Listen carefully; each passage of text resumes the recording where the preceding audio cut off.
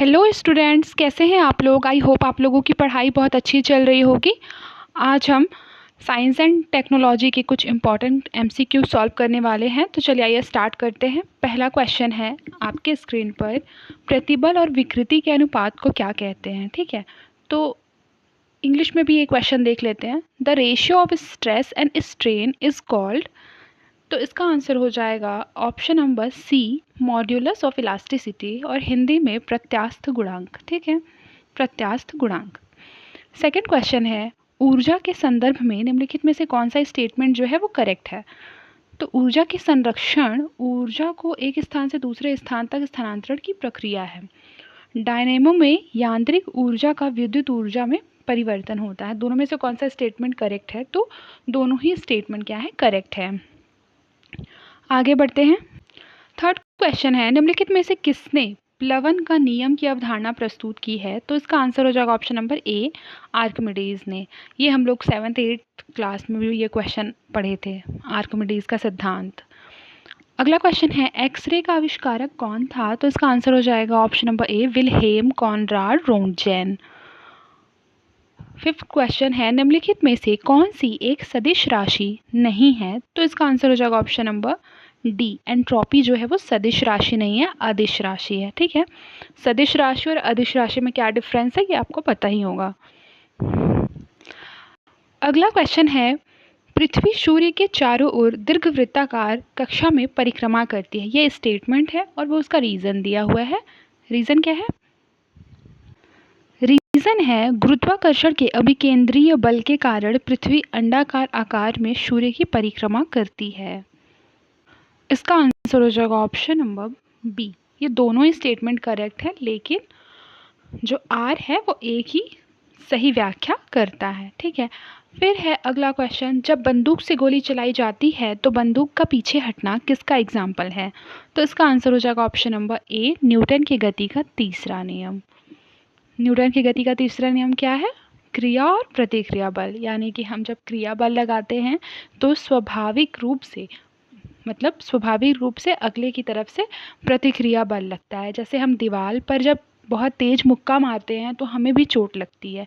तो हमने मुक्का मारा, ये हमारा क्रिया बल है, हमें चोट लगी, ये दीवार की तरफ से प्रतिक्रिया बल है। ठीक है, क्वेश्चन नंबर 8 है, मैच द कॉलम। ठीक है, मैच द कॉलम है, इसमें पहले द्रव की श्यानता दिया, द्रव्यमान, पदार्थ की मात्रा और आयतन, और इसको मैच करना है उसके मात्रक से। ठीक है, तो इसका आंसर हो जाएगा ऑप्शन नंबर सी, मीन्स ए का 2 पास्कल सेकेंड, द्रव की श्यानता का होता है पास्कल सेकेंड, और द्रव्यमान का होता है ऑन्स, द्रव्यमान का ऑन्स, पदार्थ की मात्रा का हो जाएगा मोल, और बच गया आयतन, आयतन का हमारा हो जाएगा गैलन। ठीक है, आगे बढ़ते हैं। 9th क्वेश्चन है कि कौन सा दर्पण पनडुब्बी में इस्तेमाल होने वाले पेरिस्कोप में लेंस के रूप में उपयोग किया जाता है। तो इसका आंसर हो जाएगा सी, समतल दर्पण। ठीक है, पनडुब्बी में इस्तेमाल हो रहा है तो समतल दर्पण, उत्तल और अवतल दर्पण नहीं होगा। 10th नंबर क्वेश्चन है, मानव नेत्र के संबंध में निम्नलिखित में से कौन सा स्टेटमेंट जो है वो करेक्ट है। तो पहला ऑप्शन है, निकट दृष्टि दोष से पीड़ित व्यक्ति पास की वस्तुओं को स्पष्ट रूप से देख सकता है, और दूसरा है, दूर दृष्टि दोष आँख में दूर की वस्तुएं स्पष्ट रूप से देखी जा सकती है। ये दोनों स्टेटमेंट बिल्कुल करेक्ट है, तो इसका आंसर हो जाएगा ऑप्शन नंबर डी। फिर 11th क्वेश्चन है, विद्युत मोटर एक ऐसा उपकरण है जो परिवर्तित करता है। इसका आंसर होगा ऑप्शन नंबर बी, विद्युत ऊर्जा को यांत्रिक ऊर्जा में। सापेक्षता के विशेष सिद्धांत में अल्बर्ट आइंस्टीन ने किसके बीच संबंध स्थापित किया है। तो इसका आंसर हो जाएगा ऑप्शन नंबर सी, द्रव्यमान और ऊर्जा। शुष्क, जैसे कि आप देख लीजिए, अगला क्वेश्चन स्टार्ट करने से पहले इसे समझा देती हूँ। द्रव्यमान ऊर्जा, ये E=mc², आपने बचपन से ही पढ़ा होगा। तो इसमें बेसिकली एनर्जी और उसके द्रव्यमान के बारे में क्या है, इक्वेशन सॉल्व किया गया है। ठीक है, उसे डिफाइन किया गया है। तो चलिए आगे बढ़ते हैं। 13 नंबर क्वेश्चन क्या है, शुष्क बर्फ के संबंध में निम्नलिखित में से कौन सा जो स्टेटमेंट है वो करेक्ट है? तो उसका आंसर हो जाएगा ऑप्शन नंबर ए। शुष्क बर्फ जो है ठोस कार्बन डाइऑक्साइड और -78.5 डिग्री सेंटीग्रेड पर ऊर्ध्वपातित होती है। अगला क्वेश्चन है, निम्नलिखित में से किस विद्युत चुम्बकीय विकिरण में अधिकतम ऊर्जा होती है? तो इसका आंसर हो जाएगा ऑप्शन नंबर डी, एक्स विकिरण। अगला क्वेश्चन है, इनमें से कौन 2023 में भौतिकी में नोबेल पुरस्कार का प्राप्तकर्ता नहीं था? तो हमारा इसका आंसर हो जाएगा ऑप्शन नंबर डी, उपर्युक्त में से कोई नहीं। मतलब सारे थे, पियरे अगोस्टिनी भी थे, फेरेंक क्रॉस भी थे, एनियल हुइलियर भी थे। विज्ञान और प्रौद्योगिकी विभाग की स्थापना कब की गई थी? तो उसका आंसर हो जाएगा 1971 में। उपकरणों और विद्युत चुम्बकीय विकिरणों के युग्म को सुमेलित करना है। एक तरफ उपकरण दिया हुआ है और विद्युत चुम्बकीय विकिरण दिए हुए हैं, तो आइए इसे मैच करते हैं।